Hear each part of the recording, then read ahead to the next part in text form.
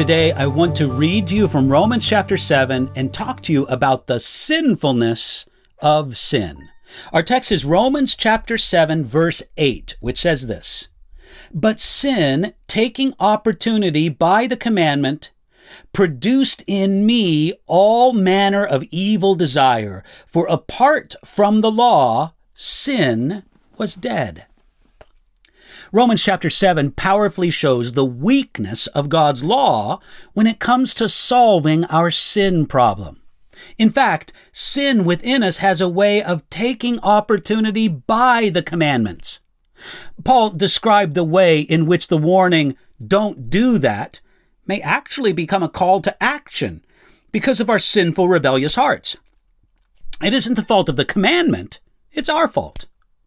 In his book, Confessions, the great theologian of the ancient church, Augustine, described how this worked in his life as a young man.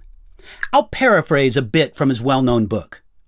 "There was a pear tree near our vineyard, heavy with fruit. One stormy night, we naughty youths planned to steal the pears.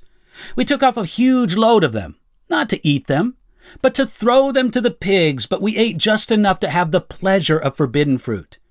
They were nice pears, but it wasn't the pears that my miserable soul craved, for I had plenty better pears at home. I picked those pears just to steal them. The only feast I got was a feast of iniquity, and I fully enjoyed it. What was it that I loved about stealing? Was it the pleasure of acting against the law? The desire to steal was awakened simply by the prohibition of stealing." What Augustine wrote about the pears rings true. Once God draws a boundary for us, we are immediately tempted to cross that boundary, which is no fault of God or his boundary, but it's the fault of our sinful hearts. So, sin within us can take opportunity by the commandment. The weakness of the law isn't in the law, it's in us.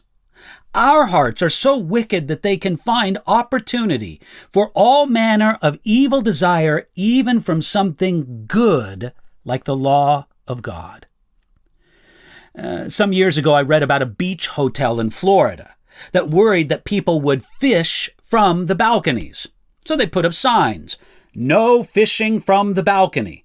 And after that, they had constant problems with people fishing from the balconies, with lines and sinker weights breaking the windows and bothering other guests. They finally solved the problem by simply taking down the signs, and no one even thought to fish from the balconies.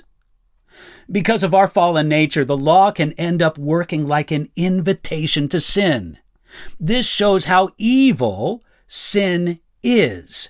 It can take something good and holy like God's law and twist it to promote evil. Sin warps love into lust.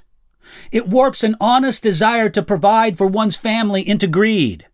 And it warps the law into something that ends up promoting sin.